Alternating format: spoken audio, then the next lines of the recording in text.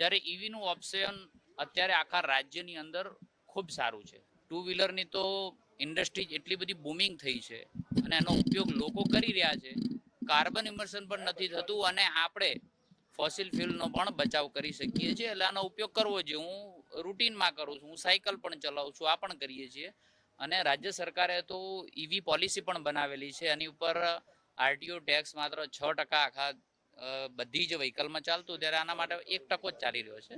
ત્યારે આનો વધુમાં વધુ ઉપયોગ કરવો જોઈએ. અને માન્ય નરેન્દ્રભાઈ જ્યારે પહેલ કરી હોય, રાજ્ય સરકાર જ્યારે પહેલ કરતી હોય, અનેક મંત્રીશ્રીઓએ જ્યારે પાયલોટિંગ લેવાની ના પાડી હોય, તો બચત કરવાનો આપણો જે સ્વભાવ છે એ આ રીતે પણ કરી શકાય છે. નાગરિકોને એટલી જ અપીલ કરીએ છીએ કે આજે સારા એવા દરેકના ઘરમાં જ્યારે બીજું ઓપ્શન વ્હીકલનું જે છે ખરીદવાનું એ ઈવી લેતા હોય છે, તો નાગરિકને અપીલ કરીએ કે જ્યારે બીજું ઓપ્શન આપણે જ્યારે પરચેસ કરીએ ત્યારે ડીઝલ પેટ્રોલની જગ્યાએ આપણે ઈવી પસંદ કરીએ.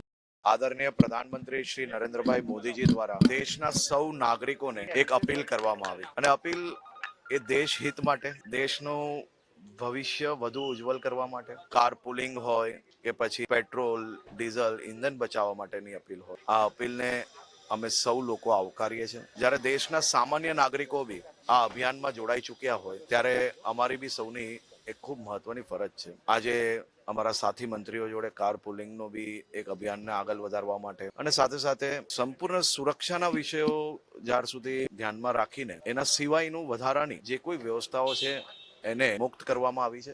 વધુ ગાડીઓનો કાફલો અને એ બધી જ વસ્તુઓને મુક્ત કરવામાં આવ્યો છે.